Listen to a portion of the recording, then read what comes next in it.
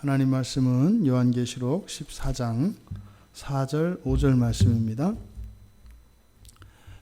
우리 같이 함께 읽겠습니다.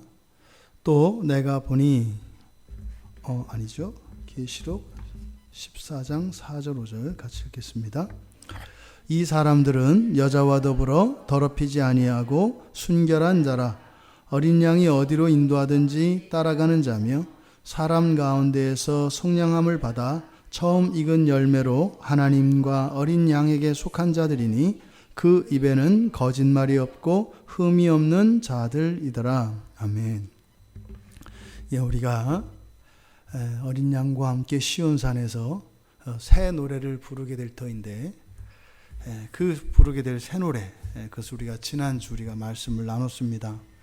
보좌 앞에서 불려질 수 있는 노래이고 경건한 성도들만 부를 수 있는 노래입니다. 천상에서는 배울 수 없지요. 그 노래는 지상의 삶과 관련되어 있다, 이렇게 말씀을 드렸습니다. 그러니까 이 세상을 살아가는 동안 신앙 때문에 또 신앙을 붙들고 이 세상과 타협하지 않고 또 죄와 타협하지 않고 그렇게 올곧은 삶을 살면서 겪어야 하는 고된 그 지상의 삶, 그것에 대한 모든 기억들, 이것이 새 노래의 가사라고 할 수 있을 것입니다. 그 영광의 날에 그 신자들의 지상의 삶, 이 지상에서의 그 신앙의 삶에 대한 모든 기억들이 영광스럽게 새 노래가 되어 울려 퍼지는 것을 사도 요한이 들었습니다. 그 노래는 자기의 자랑이거나 자기가 한 것들에 대한 어떤 공로의 나열들이 아닙니다. 그것은 오직 딱 하나의 목적, 바로 그러한 고난과 그러한 어려움 속에서도 그 신앙을 내려놓지 않게 하셨던 그리스도의 영광이 나타나는 겁니다. 그 그리스도의 사랑이 그 신자들의 인내, 그리고 신자들의 그 순결한 사랑의 고백의 이유이기 때문에 그 새 노래는 바로 그리스도 예수께 영광이 되어지는 노래일 겁니다. 이 노래를 부르는 사람들에 대해서 그 3절의 중간에 땅에서 속량받은 사람들이라고 이야기했습니다. 땅에서 속량을 받은 14만 4천. 그래서 그 땅에서 속량함을 받은 14만 4천에 대해서 이제 4절과 5절에서 좀 더 구체적으로 설명하는 겁니다. 그러니까 땅에서 속량함을 받은 14만 4천은 땅이 상징하는 그 세상으로부터 구별된 사람들입니다. 그 사람들 가운데 정해진 숫자, 그러니까 모두 다는 아니다 이 말입니다. 모두 다는 아닙니다. 그리고 특별히 여기서 거론되어지고 있는 이 14만 4천은 그 이스라엘의 14만 4천과는 구별된다. 그래서 믿음 안에서 택함을 받은 자들이고, 특별히 이들은 순교와 관련된, 그래서 성도들 가운데서도 특별한 사람들을 의미한다라고 말씀을 드렸습니다. 그러면 이 14만 4천 명 새 노래를 부르는 사람들인 이 14만 4천이 뭐가 다르냐, 뭐가 그렇게 구별되냐, 그것을 우리가 이제 4절과 5절을 통해서 우리가 좀 더 자세히 볼 것입니다. 네 가지로 사도 요한은 설명하고 있습니다. 그 네 가지 중에 첫 번째, 이 사람들은 이렇게 되어 있는데, 여자와 더불어 더럽히지 아니하고 순결한 자들, 이렇게 되어 있습니다. 여자와 더불어 더럽히지 아니하고 순결한 자들. 그런데 지금 우리말 성경에서 4절과 5절에 여기 접속사가 빠져 있습니다. 그래서 앞에서 더럽히지 아니한 것과 순결한 것, 이것이 우리말에는 그냥 그리고로 연결되어 있어요. 그래서 더럽히지 않고 그리고 순결한, 이렇게 되어 있거든요. 근데 여기에는 왜냐하면이라고 하는 접속사가 들어가 있어요. 그러니까 더럽히지 않았다, 왜냐하면 그들은 순결한 자들이기 때문이다, 이렇게 되어 있어요. 그러니까 결정적으로 이런 오해들이 이제 있게 됩니다. 그러니까 이게 있고 없고에 따라서 완전히 달라져요. 뒤에 이제 5절도 마찬가지인데, 이제 뒤에 가서 살펴보기로 하고, 지금 여기서 더럽히지 않는 것과 순결한 것은 그러니까 뭐예요? 앞에 것은 결과고 뒤에 것은 원인이다 이 말이에요. 그래서 순결한 게 원인이고 앞에 있는 더럽히지 않는 것이 결과다 이 말이에요. 그래서 요한이 그 새 노래를 부르는 사람들을 보니까 그 전까지는 어떻게 했어요? 야, 저 사람들 참 대단한 사람들이다. 좀 남다르다. 특별하다. 뭐 이렇게 생각했던 사람들인데 그것이 그 사람들의 특별함의 이유가 있는 것이 아니라 바로 뭐 순결함에 있었다라고 하는 것을 이야기하는 겁니다. 여기서 이 사람들은 이제 우리말에는 이게 크게 이렇게 강조되는 게 잘 안 나타나는데 이게 지금 굉장히 강조된 겁니다. 바로 이 사람들은 말이죠. 이렇게 하는 거예요. 바로 이 사람들은 말이죠. 그러니까 3절에서 이야기한 그 14만 4천들에 대해서 이렇게 네 가지로 설명을 하는데 굉장한 깨달음을 얻은 거예요, 요한이. 야, 그런데 이 사람들은 말이죠. 그러니까 이렇게 강조할 때는 뭐겠어요? 자신이 생각했던 것과 달랐던 거예요. 새로운 깨달음인 거예요. 그래서 바로 이 사람들은 말이죠. 하면서 소개하는 첫 번째가 바로 자신을 더럽히지 않는 사람들. 지금 여기서 더럽힌다 라고 하는 것. 근데 이것을 설명할 때 이 문장을 보면 지금 우리말로 보면 이 사람들은 이렇게 안 하고 뭐한 자다. 그래서 행위가 나타나잖아요. 그렇죠? 예를 들어서 예배를 잘 드린 사람, 예배를 안 드린 사람. 이렇게 이제 어떤 드러나는 행위로 우리가 판단하게 되어 있잖아요. 이 사람들은 더럽히지 않은 사람들이다. 그렇죠? 그런데 이 원문의 의미는 그렇게 되어 있지 않고 이런 사람들은 늘 항상 이러하다. 그러니까 뭐예요? 성격을 나타내는 거예요. 성격을. 그러니까 어떤 행위 자체에 초점을 둔 것이 아니라 원래 그런 사람들이다. 초식동물들은 뭐가 초식동물들이에요? 풀을 먹는 게 초식동물이라고요. 풀을 먹어서 초식동물이 되는 게 아니라 그건 뭐예요? 초식동물이니까 풀을 먹는 거예요. 그러니까 지금 여기서 더럽히지 아니하고 할 때 우리가 이렇게 성경을 읽을 때 딱 들어오는 뉘앙스는 뭐냐면 우리들이 이제 받는 느낌은 여자와 더불어 더럽히지 말아야 되는 거구나. 아이고 난 더럽혔는데 어쩐데? 이렇게 한단 말이죠. 행위에 초점을 둬요. 근데 지금 성경에서는 그 행위에 초점을 두는 것이 아니라 뭐예요? 본성에 초점을 두는 겁니다. 본성에 초점을 두는 거예요. 않는다는 거예요. 그렇게 않는다는 거예요. 그러니까 본성이 그렇다. 요 이야기입니다. 그래서 본성이 다르다. 본성이 다르다. 이 14만 4천으로 소개된 땅에서 속량함을 받은 이 사람들은 어떻다? 본성이 다르다 이 말이에요. 본성이 질적으로 다르다. 이 얘기를 하는 겁니다. 이때 더럽히다라고 하는 말의 그 문자적인 의미는 그런 거예요. 진흙이 덕지덕지 붙다 이런 뜻이에요. 지금은 뭐 도로가 다 이렇게 포장되어 있어서 뭐 빗길을 걸어가도 뭐 옷이 좀 물에 적실지언정 뭐 신발이나 옷이 완전히 뭐 빨아야 될 정도로 이렇게 막 그냥 오물이 튀거나 이러지는 않잖아요. 그런데 옛날에 우리나라가 이렇게 포장되지 않고 또 지금도 포장이 되지 않은 시골길이나 이런데 비가 막 올 때 질척거릴 때 걸으면 어떻게 돼요? 온통 신발에 흙이 달라붙고 또 그것이 튀어서 옷에도 묻고 그러잖아요. 그러니까 여기서 더럽히다라고 하는 것은 뭐예요?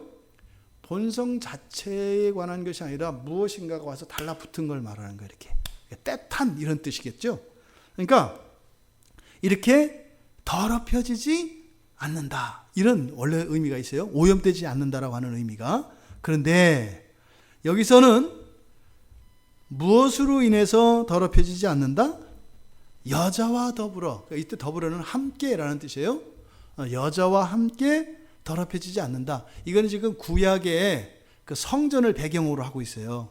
무슨 말이냐면 전쟁에 나갈 때 그 여호와의 군대는 전쟁에 참여한 사람들은 그 군사들은 여성들과 잠자리를 못하게 되어 있습니다. 그 다윗의 그 밧세바 범죄 사건에서 우레아가 그때 집에 들어가지 않고 갔잖아요. 바로 뭐예요? 이 정결함 때문에 그렇습니다. 그래서 구약에서 바로 전쟁에 참여한 이들은 여인을 가까이 하지 않는, 또 실제로 성전에 나아갈 때도 제사를 드리러 갈 때도 여인들과 함께 하지 않죠. 그것을 배경으로 하고 있습니다. 그런데 여기서 지금 여자와 더불어 더럽히지 아니하고 라고 하는 이것이 여러 가지 해석이 가능해요. 그러니까 구약의 배경에서 그대로 어떻게 해요? 성적 접촉이 없는 사람, 성적으로 순결한 사람, 이렇게 해석할 수도 있고, 문자적으로 보면.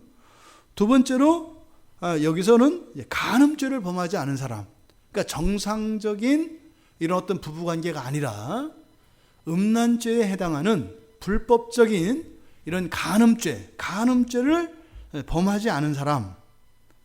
또 세 번째로는 성경에서 이런 간음죄, 음란은 무엇과 관련되어 있어요? 이건 우상숭배란 말이에요. 영적으로 우상숭배를 육체적인 간음으로 성경에서는 나타납니다. 그러니까 여기서 여자와 더불어 더럽히지 아니한 사람이라고 하는 것을 뭐라고요? 신앙의 배교나 우상을 섬기지 않는 사람이라고 하는 이 세 가지의 해석이 가장 주도적인 해석입니다. 그런데 이 세 가지의 해석 가운데 맨 끝에가 가장 타당하죠. 여기서는요, 바로 신앙과 관계되어 있는 것이기 때문에 그렇습니다. 그리고 앞에 있는 것처럼 어떤 성적인 이런 것들을 이야기한다면, 그러면은요, 여기서 어떤 얘기가 나올 수 있겠어요? 독신이네. 그것도 실제로 그렇게 해석하는 분들이 있어요. 독신으로 살아야 되네. 누가 좋겠어요? 캐톨릭 쪽 사람들이겠죠. 독신으로 이렇게 해야 돼. 그래서 14만 4천이 되려면 어떻게 되는 거예요? 독신으로 살아야 되네. 그래서 독신 우월론자들이 이것을 그렇게 해석을 하죠. 또 성적 접촉이 없는 사람, 이렇게 보면 여기 또 어떻게 돼요? 여자와 더불어 더럽히지 않은 거니까 지금 누구를 대상으로 하고 있어요? 남자를 대상으로 하고 있잖아요. 그럼 여자는 뭐예요? 여자는 더럽히는 존재예요? 그게 아니잖아요. 그래서 해석이 맞지 않다. 또 왜냐하면 바로 뒤에 가면 이렇게 더럽히지 않는 이유가 순결한 자 그랬잖아요. 이 순결한 자라고 하는 이 단어가 뭐냐면 동정녀예요. 동정녀. 그러니까 성경에서는 고린도전서 7장에 처녀에 대한 이야기들이 나와요. 그렇죠? 시집갈 것에 결혼을 할 거냐 말 거냐에 대한 문제. 그때 결혼하지 아니한 여성들, 처녀라고 하죠. 거기서 처녀로 번역되어 있습니다. 또 마태복음 1장 23절에 보면은 그리스도의 동정녀 탄생에 대한 예언이 나오는데, 그때 그 동정녀가 바로 요 단어입니다. 그리고 마태복음 25장에서도 예수님께서 하나님 나라 비유를 하시면서 그때 신랑을 마중 나간 처녀들에 대해서 얘기해요. 그때 그 처녀들이 바로 여기에 사용된 여자라고 하는 똑같은 단어입니다. 그러니까 여기서 지금 여자와 더불어 더럽히지 않는다라고 하는 것은 바로 뭘 얘기한다? 우상숭배하지 않은 사람들, 또 배교하지 않은 사람들, 이런 사람들을 뜻한다 이 말이에요. 그래서 우리가 예수를 믿고 난 뒤에 실제로 어떻게 해요? 배교했다가 돌아오는 사람들이 있어요. 교회를 떠났다든지 아니면 다른 종교로 갔다든지, 또 이런 것들을 전부 말한다 이 말이에요. 24만 4천은 그리스도인들 가운데서도 특별한 사람들이라고 말씀을 드렸습니다. 자, 그렇다면 이 여자와 더불어 더럽히지 아니한, 다시 말해서 우상을 섬기지 아니하고 배교하지 않는 이런 사람들, 이런 사람들이 어떻게 이럴 수 있었다? 바로 순결한 자이기 때문이다, 이렇게 했어요. 왜냐하면 그들이 순결한 자들이기 때문이다. 사도 바울이 고린도후서 11장 2절 3절에 보면 이렇게 돼 있어요. 내가 하나님의 열심으로 너희를 위하여 열심을 내노니 내가 너희를 정결한 처녀로 한 남편인 그리스도께 드리려고 중매함이로다. 사도 바울이 지금 무슨 얘기를 하는지 아시겠죠? 전도를 하고 말씀을 가르치는 이런 것들을 뭐 한다 그래요? 지금 예수 그리스도의 신부로 드리기 위해서 준비하는 것이다, 이렇게 얘기한단 말이에요. 그러니까 사도 바울이 정말 예수 그리스도를 믿는 온전한 신자를 뭐라고 얘기하는 거예요? 정결한 처녀라고 한다 이 말이에요. 그게 사도 요한이 이야기한 순결한 자, 동정녀 같은 단어다 이 말이에요. 그래서 예수 그리스도를 인격적으로 고백하고 참되게 믿는 자들, 이들을 순결한 자라고 하는데, 바로 그 순결한 자들은 여자와 더불어 더럽힌다, 안 더럽힌다? 더럽히지 않는다 이 말이에요. 그러니까요, 앞으로 똑바로 살아라, 그렇게 더럽히지 마라, 이 얘기가 아니에요. 본성에 대해서 이야기한다 이 말이에요. 그래서 본문에서 말하는 이 순결함, 이것이 결국은 뭐겠습니까? 진짜로 이렇게 예수 그리스도를 나의 주님으로 전인격적으로 절대적으로 영접한 것을 말해요.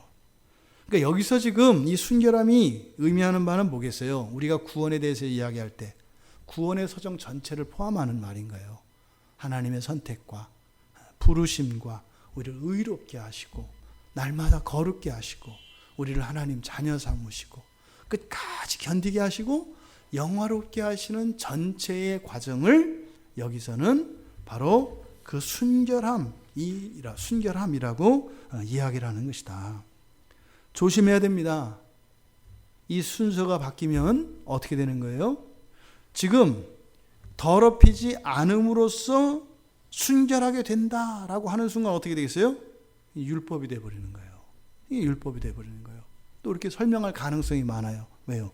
앞에 더럽히지 아니하고 그 다음에 순결한 자 나왔잖아요.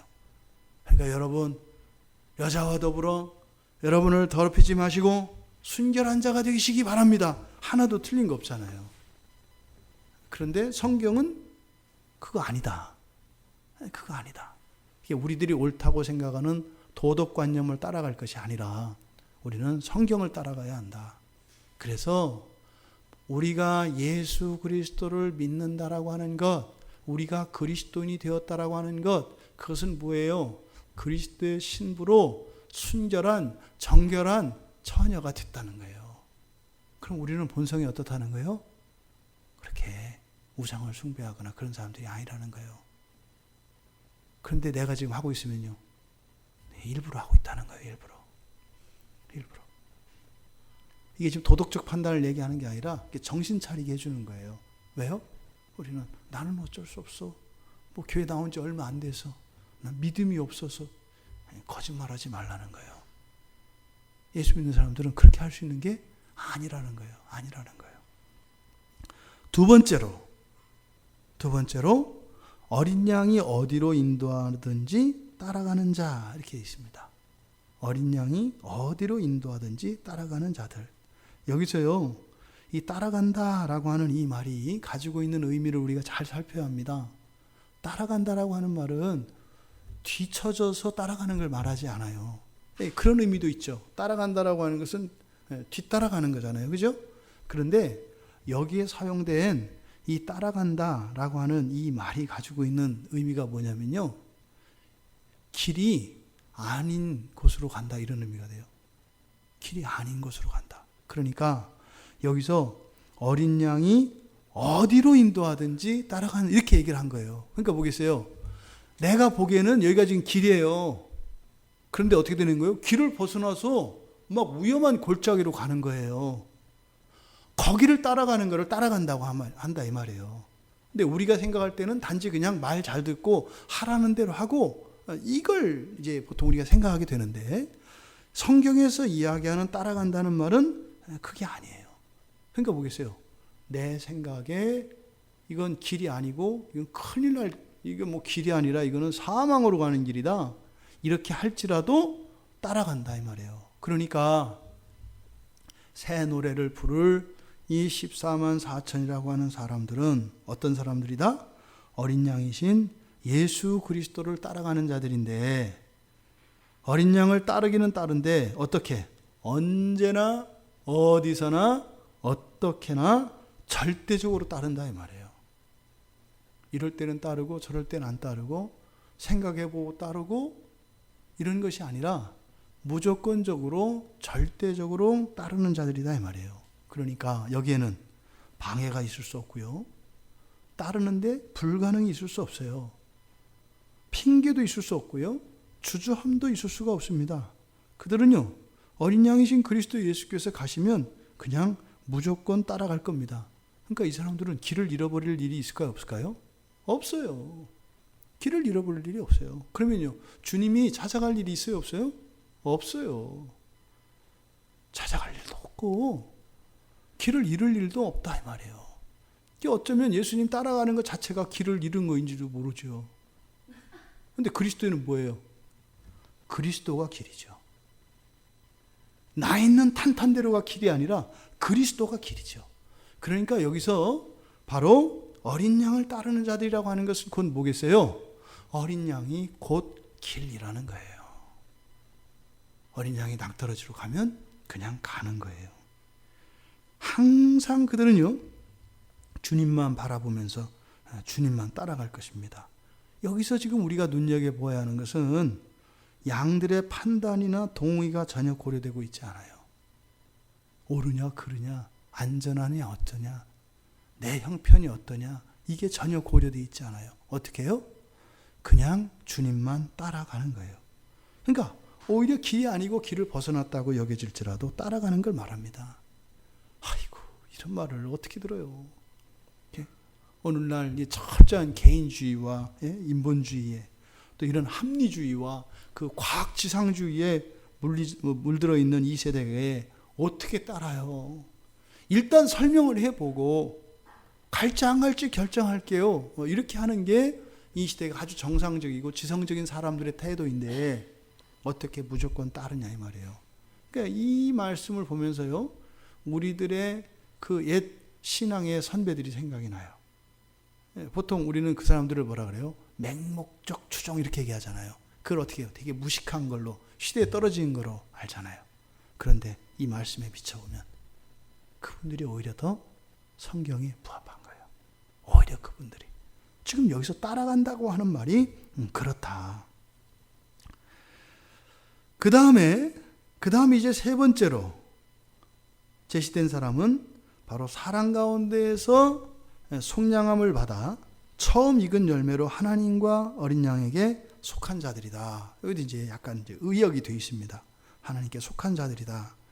지금 원래 이 말은 사랑 가운데에서 속량함을 받았는데, 그러니까 속량함을 받은 이유가 바로 누구를 위해서라는 거예요? 하나님과 어린 양을 위해서라는 거예요.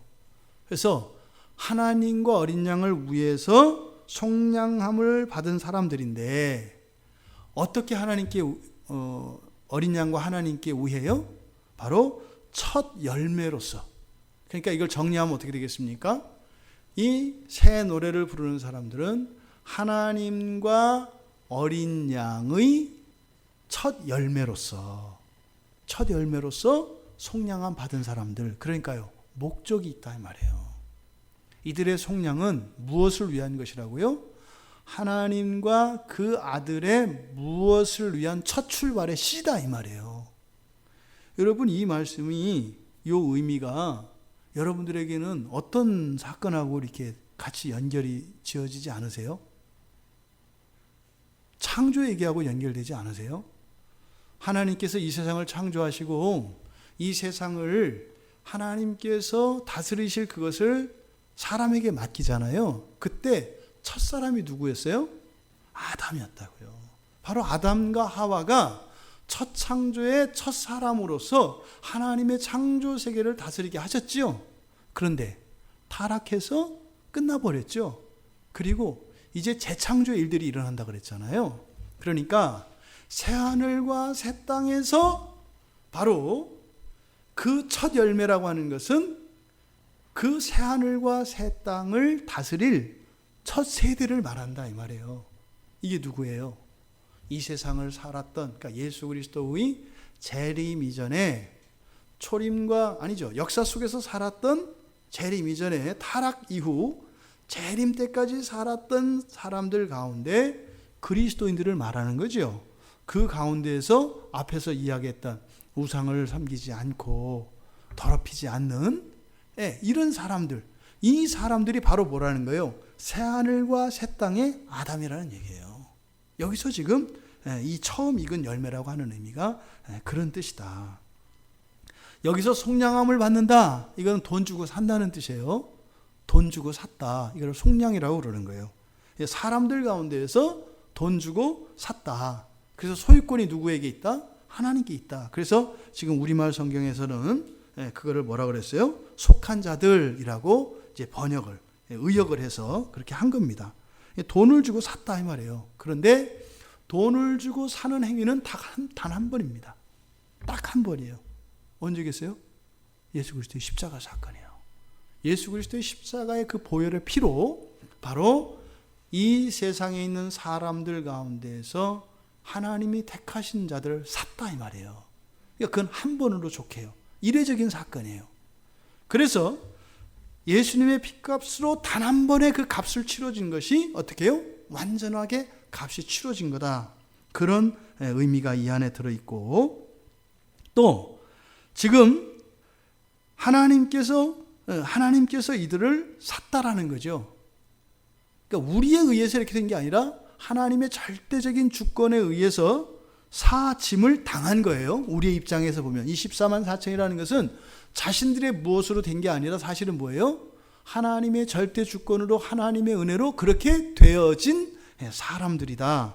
이렇게. 그래서 사진 사람들, 하나님께서 사신 사람들인 거죠. 바로 이 속량함을 받은 이 사람들은, 그러니까 위에서 14만 4천으로 이야기했지 않습니까? 그런데 이게 단수예요, 복수예요? 복수잖아요. 14만 4천 명이니까. 근데 여기가 좀 해석하기가 좀 어려웠습니다. 여기에 처음 익은 열매, 그래서 우리말로 이렇게 처음 익은 열매, 그러니까 이게 조금 이렇게 좀 여러 가지 이렇게 다양한 의미로 이해될 가능성이 많아요. 처음 익었다라고 하는 게 뭐냐면 그냥 처음 맺힌 열매 이런 뜻이에요. 처음 맺힌 열매 이런 거예요. 단지 익었다라고 하는 게 잘 익은 걸 의미하는 게 아니라 그 나무에서 그냥 처음 달린 그 첫 열매를 말하는 거예요. 첫 열매. 근데 이 첫 열매는 단수로 돼 있어요. 그러니까 보세요. 이러한 사람들이 하나님과 어린 양을 위해서 사졌다 이렇게 돼 있잖아요. 뭘로? 그러면 복수니까 또 복수로 얘기해야 되잖아요. 어떻게? 첫 열매들로 이래야 되잖아요. 이해되시죠? 그러니까 첫 열매들로 사진 사람들이다 이렇게 해야 되는데 여기 성경에서 어떻게 했냐면은 첫 열매로 이렇게 되어 있어요. 그러니까 우리가 생각할 수 있는 건 뭘까요? 전체를 하나로 산 거예요.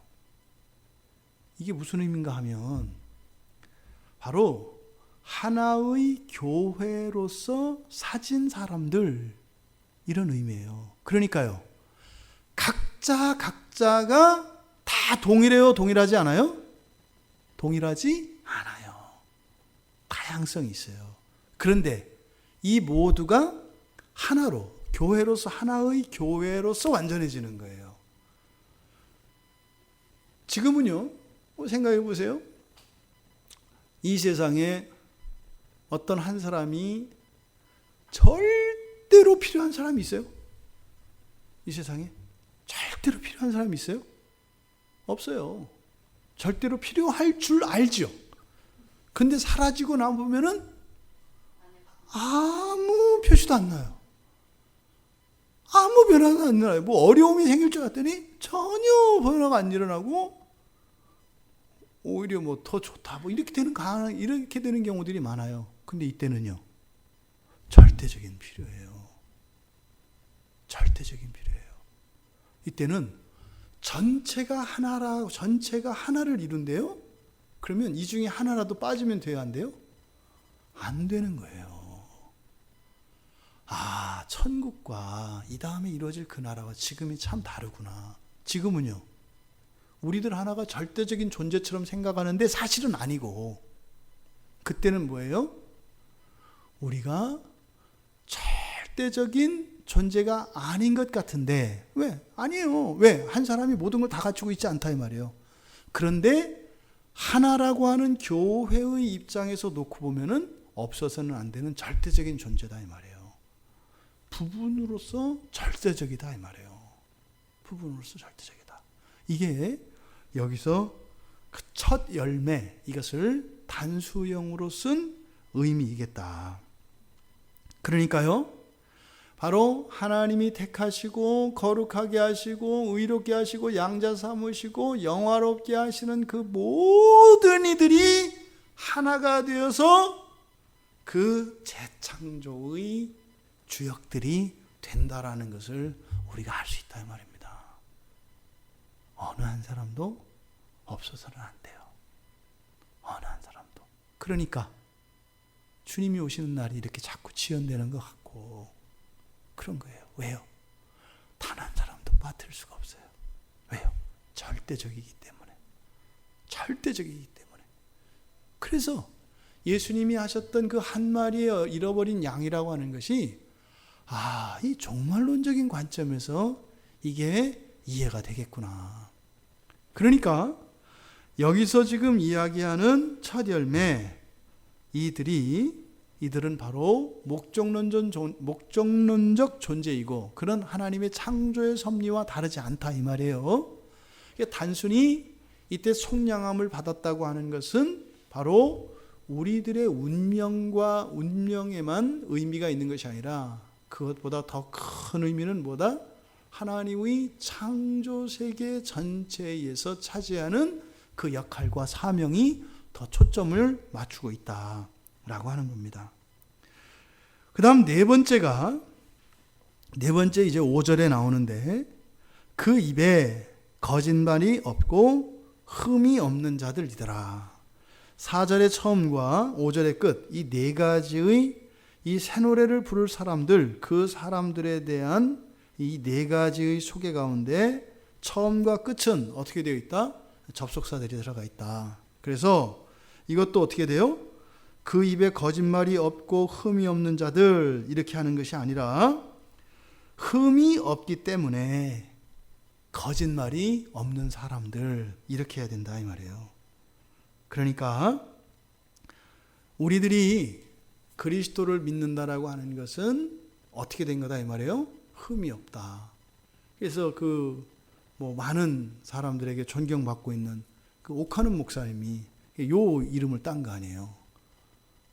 한 점 흠이 없는 옥. 이게 옥하는이에요. 하나님 앞에 한 점 흠이 없는 신자가 되라. 그래서 이렇게 옥하는이라고 이제 이름을 지신 거예요. 한 흠. 그러니까 여기서 지금 흠이 없는 자들이라고 하는 것은 사실은 흠이 없음의 그 원인이 누구에게 있어요? 우리들에게 있는 것이 아니라 우리를 의롭게 하신 그리스도의 의의 완전함에 있는 거죠. 이게 넘지 못하는 고개예요, 사람들이. 우리의 흠이 없음이 우리들에게 이유가 있는 것이 아니라 우리를 속량하신 예수 그리스도의 의의 완전함에 있다라고 하는 이게 그렇게 이해가 안 되고 그렇게 믿어지지가 않는 거예요. 왜요? 반대로 이해하니까. 입에 거짓말이 없어야 흠이 없는 자가 된다고 이야기를 하니까 바뀌었다 이 말이에요. 그러니까 지금 여기서는 본성에 대해서 이야기하고 있는 것인데 이거를 마치 우리 행위에 대해서 자꾸 이야기를 하면 말씀이 왜곡된다 이 말이에요. 그러니까 이런 일들이 얼마나 큰 피해를 일으키는지 몰라요. 지금 여기서 입에 거짓말이 없다라고 한 것이 뭐냐? 그러니까 입에 그 입이라고 하는 것은 넓게 얘기하면은 말을 말하는 거죠. 말. 우리가 하는 모든 말을 입이라고 얘기하는 거죠. 이것을 조금 더 좁게 지금 이 문맥 안에서 이 말을 좀 범위를 축소시키고 좁은 의미로 이야기하면 뭐겠어요? 신앙 고백을 말하는 거예요. 신앙 고백. 신앙 고백에 거짓이 없다는 뜻이에요. 신앙 고백에 거짓이 없다. 거짓말이라는 건 그럼 뭐겠습니까? 그러니까 신앙 고백이 거짓된 거죠. 신앙 고백이 거짓된 것을 말합니다. 여기서 그럼 신앙 고백이 거짓된다는 게 뭐냐? 잘못된 종교를 가리키는 것도 되고 또 비진리를 말하는 것도 되겠고 또 겉과 속이 다른 것도 말하는 거죠. 속과 겉이 다르게 말할 수 있잖아요.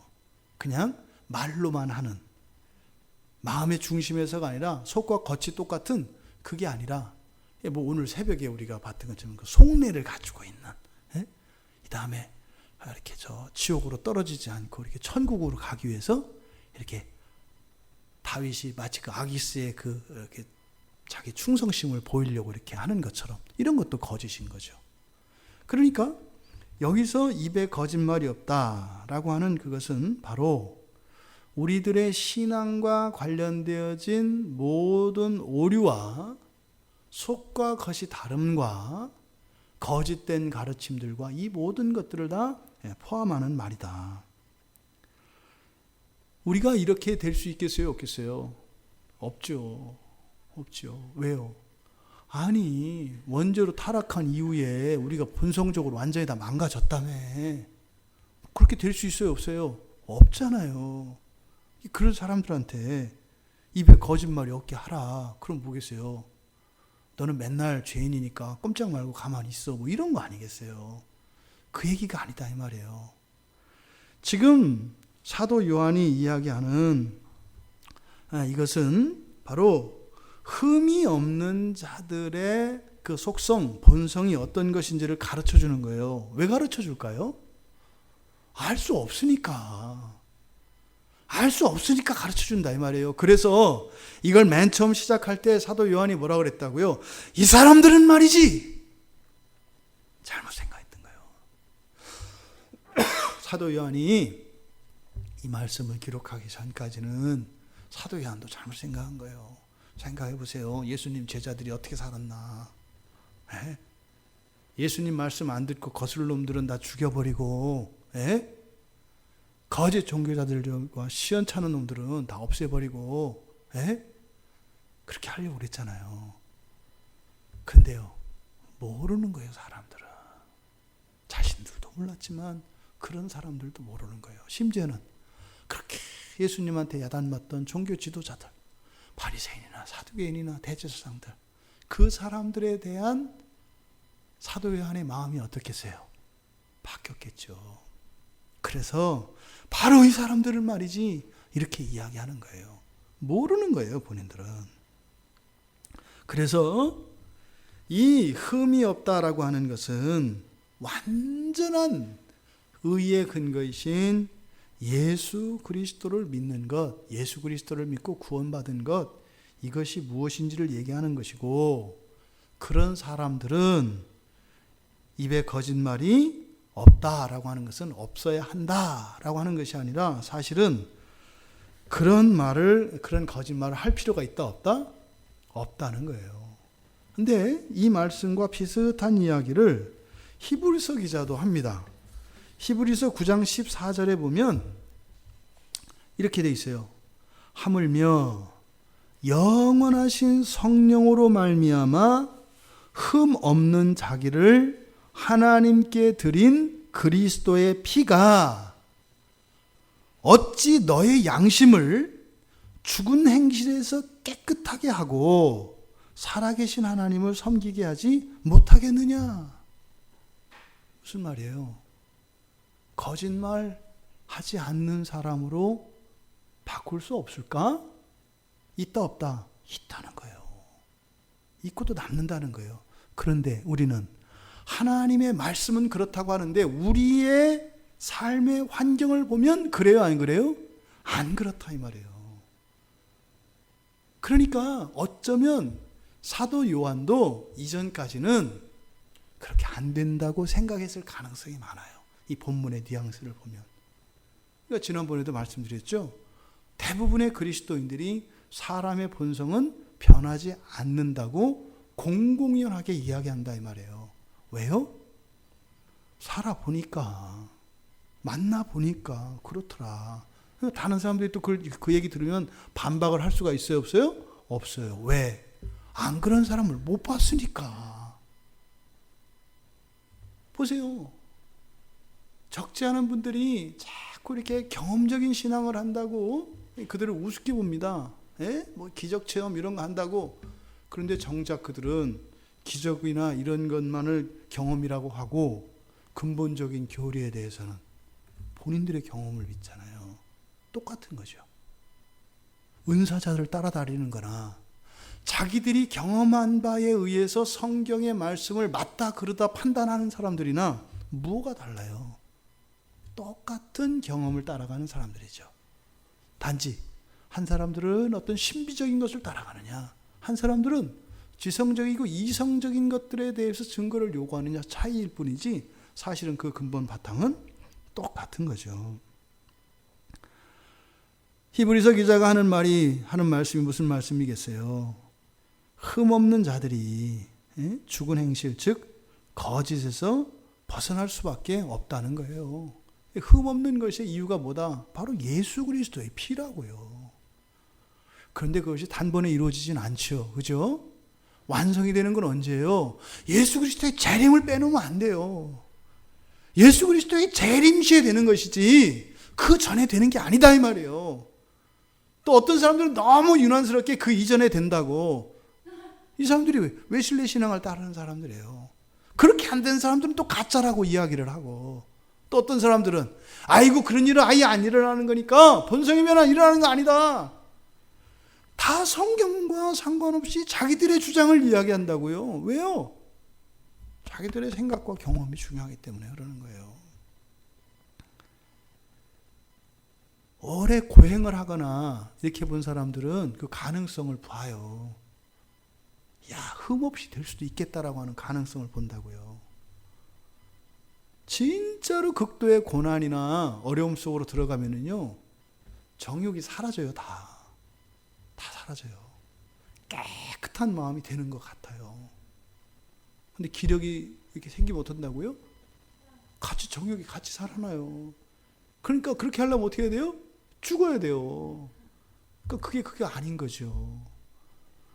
완성은 예수 그리스도의 재림을 바라보는 겁니다. 중요한 것은 뭐예요? 그것을 향해서 우리가 단 하루도 쉬지 않고 날마다 새로운 피조물로 되어져 가는 거죠. 히브리서 기자만 신약에서 이 이야기를 한 것이 아니라 구약 성경에도 스바냐 선지자가 스바냐서 3장 13절에서 이렇게 얘기합니다.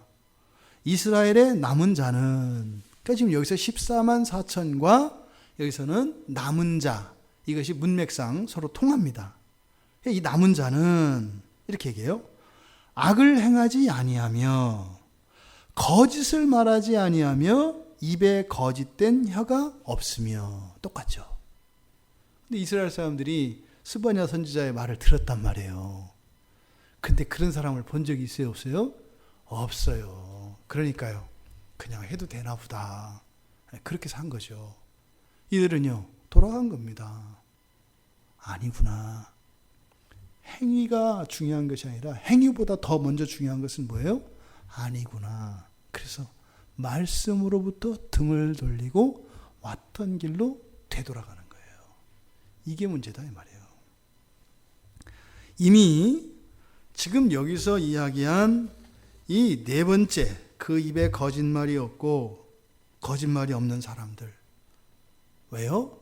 흠이 없음으로 인해서, 흠이 없기 때문에 거짓말하지 않는 사람들, 이것에 대한 예언은 이미 신약 성경과 구약 성경에 이미 기록되어 있더라.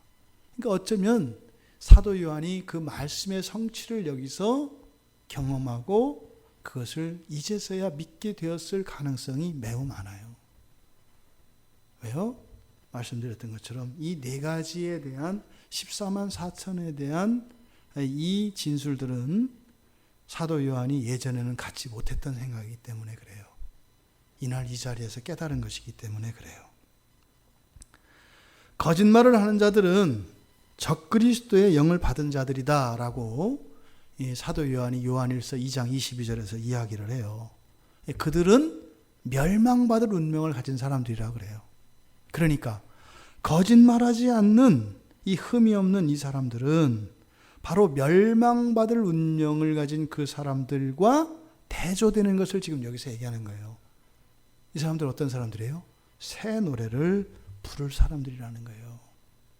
그래서 명확하게 지금 사도 요한에게는 분리가 쫙 일어나고 있는 겁니다.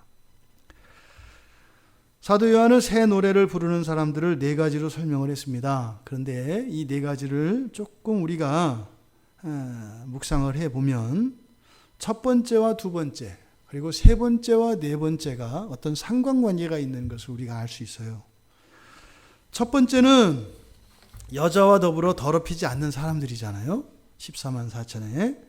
두 번째는 어린 양을 항상 따라가는 사람들이고요. 그러면 이 둘은 첫 번째 여자와 더불어 더럽힌다라고 하는 것은 우상을 섬기는 것, 이 음행은 곧 우상을 섬기는 것을 말한다고 했는데 우상을 섬긴다는 것은 뭐겠습니까? 우상이 인도하는 길을 따라가는 거죠. 그러니까 두 번째에서 바로 어린 양을 항상 따라가는 그것과 것 번째에서 이야기한 우상숭배라고 하는 것은 인생을 살아갈 때 살아가는 삶의 방식에 대한 이야기라는 것을 우리가 알 수 있어요. 그러니까 더럽힌다라고 하는 것은 도덕적으로 타락하고 어떡하고 이런 것이 아니라 사실은 뭐예요? 인생을 살아가는 방식이 그리고 살아가는 목표가 예수 그리스도를 향하여 가느냐 그렇지 않느냐 이 두 가지를 바로 첫 번째와 두 번째의 속성에서 우리가 발견할 수 있다. 그러니까요, 결국 뭐겠습니까? 여기서 첫 번째와 두 번째에서 이 새 노래를 부를 사람들에 대한 본성에 대해서 이야기했는데 이것은 마치 예수님이 밟은 발자국을 그대로 따라가는 것을 말하는 것이 아니라는 거예요. 방향성을 말한다 이 말입니다. 이렇게 길이 있지 않습니까? 그러면 죄인이다, 우리가 죄를 졌다라고 하는 것은 길이신 예수 그리스도를 그냥 이렇게 편의상 이 통로라고 봤을 때 우리들은 어떻게 돼 있다는 거예요? 통로에서 벗어나서 멀리 떨어져 있다는 거예요. 그러면 우리가 어린 양을 따라간다고 하는 의미는 뭐겠어요? 어린 양의 발자취를 이 발자국을 그냥 이렇게 그대로 따라 밟는 게 아니라, 그러니까 예수님이 하신 것을 그대로 행하는 게 아니라 우리의 위치 자체가 예수님이 서 있는 그 자리에 계신, 예수님이 서 계신 자리에 있는 것이 아니라 이미 멀리 떨어져 있기 때문에 우리들은 예수님을 따라간다고 하는 것은 예수님 발자국 위에 내 발을 찍는 게 아니라 뭐겠어요? 거기를 향하여 가까이 나오는 거죠. 그러니까 이 첫 번째, 두 번째 교훈에서 우상을 따를 것이냐 그리스도를 따를 것이냐라고 하는 것은 뭐겠습니까? 그리스도께 더 가까이 가는 거예요. 그리스도를 향하여 점점 가까이 가는 걸 말해요. 거리를 얘기하지 않는다 이 말이에요. 누가 더 가까이 있느냐 이게 아니라 중요한 게 뭐예요? 그리스도를 향해서 가고 있는 거예요. 많은 사람들이 어떻게 합니까? 따라가다가 중간에 멈춰요. 그리고 주변을 둘러봐요. 저쪽 뒤에 있는 사람들을 보고 내가 좀 여유가 있네. 거기서 나온 우화가 뭐예요? 토끼와 거북이 우화예요. 여기서 우상섬김이라는 것은 그리스도인들에게서 우상섬김이 여기서 지금 말하는 이 우상섬김은 뭘 말해요? 그리스도를 바라보는 게 아니라 순식간에 주변의 사람들과 다른 것을 자신을 상대화시켜버리면 어떻게 되는 거예요? 갔다가 와도 더 앞서서 갈 수 있어요. 이런 일들이 우리의 신앙생활 속에서 많이 일어납니다. 여러분, 우리가 이 우상의 길을 걷고 있다라고 하는 것이 역력하게 무슨 배교 행위를 하거나 뭐 굿판을 벌리고 성경을 찢고 뭐 이런 걸 말하는 게 아니에요. 그러니까 여기서 무엇과 관계되어 있다? 우리의 살아가는 삶의 방식과 관계되어 있다. 방향성과 관계되어 있다. 그러니까 뭐겠어요? 멈추어 서거나 뒤로 물러가거나 다른 길로 새는 거, 이것을 여기서는 우상숭배라고 한다 이 말이에요. 그러니까 이거는요 굉장히 교묘해서 잘 드러나지 않아요.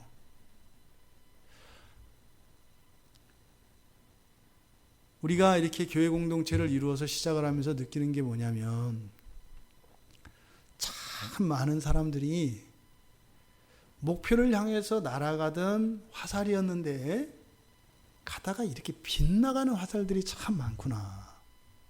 참 많구나. 물론 이렇게 돌아서 오겠죠. 돌아서 오겠죠. 그러니까 난장판인 거죠. 생각해 보세요, 여러분. 이게 활을 쐈는데 이게 쫙 가는 게 아니라 그때 뭐예요? 우리 스리랑카 갈 때 그 기도 비행기처럼 화살들이 이런 식으로 막 날아간다고 생각해. 이건 난장판 아니에요, 난장판. 그게 교회의 모습인 거죠. 너무나 많은 사람들이 주님을 향해서 막 달려가다가 어떻게 해요? 또 막 돌아서 또 오다가 막 부딪히고 이 난장판이 일어나는 거예요. 그러니까 뭐겠어요? 옆에 누가 있는 게 싫어. 부딪히니까. 내가 돌 때 돌고 계속 이렇게 가야 되는데 돌라고 또 부딪히니까 싫다 이 말이에요. 그러니까 뭐겠어요? 나 혼자 하라면 잘할 것 같아. 그렇다니까요. 교회 보면 이상해요. 한 사람 한 사람만 그냥 나한테만 다 하라 그러면 잘할 것 같아요. 그러니까 항상 누구랑 하면 문제가 돼. 이게 지금 첫 번째, 두 번째 이 새 노래를 부를 사람들에 대한 성품을 우리가 알아야 되는 것이 우리의 현실의 교회의 현상을 보면서 우리가 우리의 본성이 뭔지를 모르니까 잘못된 그 속임에 넘어가서 그렇게 되는 거구나 라고 하는 것을 깨닫게 됩니다. 우리가요 정말 주님이 가신 그 길을 그 방향으로 계속해서 묵묵히 가고 있지 않다면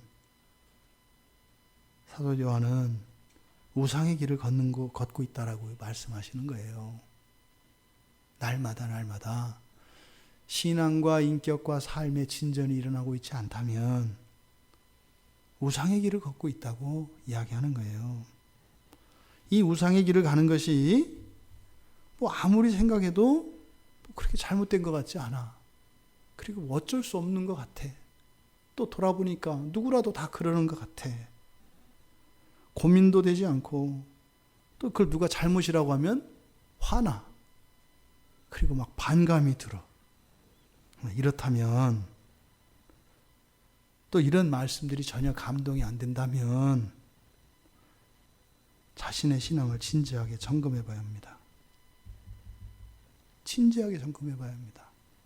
오랫동안 신앙생활을 했는데도 그렇게 자신에게 변화가 일어나지 않고 삶의 변화가 없다면 정말로 진지하게 고민해 봐야 합니다. 그리고 현재 나의 삶의 우선순위를 무조건 바꿔야 됩니다. 그리고 관심사도 다 정리하고 새롭게 바꿔야 합니다. 무엇으로요? 신앙의 문제로요. 모든 걸 다 내려놓고 내 구원의 문제에 대해서 진지하게 고민해야 합니다. 만약에 이런 사람이 있다면 아직 그 사람은 구원의 확신 안에 구원을 확신할 수 있는 사람이 아닙니다. 아닙니다. 두려운 겁니다. 세 번째와 네 번째, 이 세 번째의 속량은 네 번째의 거짓말과 관련되어 있습니다. 그래서 하나님과 어린 양의 그 첫 열매로 값을 주고 사신 그 속량하신 것과 네 번째에 거짓말할 필요가 없게 거짓말하지 않는다고 하는 거짓말 필요가 없다고 하는 것과 같은데 이 두 가지는 어떻게 생각할 수 있겠어요? 그러니까 새 노래를 부를 사람들은 예수 그리스도 안에 있는 사람들이에요. 이 사람들은 더 이상 정죄받을 일이 있어요, 없어요? 없어요. 정죄받지 않는다고요. 더 이상 정죄받지 않아요. 그러니까요. 속일 필요가 있어요, 없어요? 없어요. 가식이나 허세를 부릴 필요가 있어요, 없어요? 없단 말이에요. 그럼 뭐예요? 주님, 이 죄인을 불쌍히 여겨주세요. 용서해 주세요. 저의 부족함과 허물과 연약함을 새롭게 해주세요. 이렇게 기도할 뿐입니다. 그래서 시편 32편 2절에 시인이 이렇게 노래해요. 마음에 간사함이 없고 여호와께 정죄를 당하지 아니하는 자는 복이 있도다.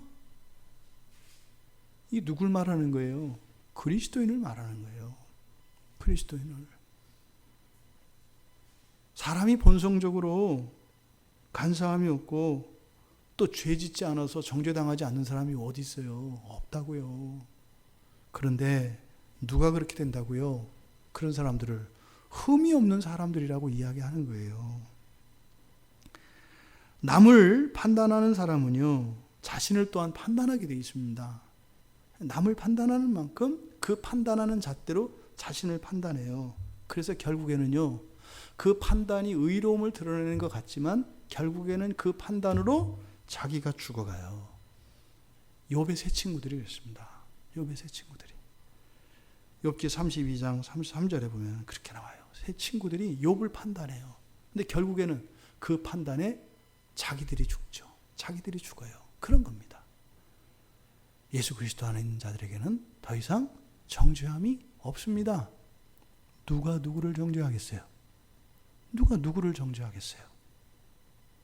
바로 이 속량과 거짓의 문제를 통해서 우리들이 이 세상을 살아가며 신앙으로 살아가되 거짓말을 할 수밖에 없는, 또 거짓말을 하는 것에 대해서 판단하는 이 모든 것들의 오류, 이 모든 것들의 허위를 사도 요한이 지적하고 있는 겁니다. 우리들 자신의 신앙을 점검해 볼 수 있기를 바랍니다. 다른 사람은 물론 자기 자신에 대해서 판단하려고 하지 마세요. 있는 그대로 고백할 뿐입니다. 인정할 뿐입니다. 그리고 은혜를 구할 뿐입니다. 왜요? 우리는요, 흠이 없는 자들이기 때문에 거짓을 말하지 않는 자들이고요. 하나님의 새 창조의 주역으로서 부르심을 받은 자들이고요. 우리는 그것이 사망의 골짜기라 할지라도 주님이 가신다면 따라갈 자들이고요. 우리가 동정녀와 같이 순결한 자들이기 때문에 우리는 더럽혀지지 않는 자들이기 때문입니다. 죄를 짓는다고 하나님의 자녀들이 더럽혀질까요? 그렇게 안 된다는 거예요. 하지만 죄가 묻어있는, 진흙이 붙어있는 것과 같이 더럽혀진 건 더럽혀진 거잖아요. 그럼 그것을 어떻게 해야 돼요?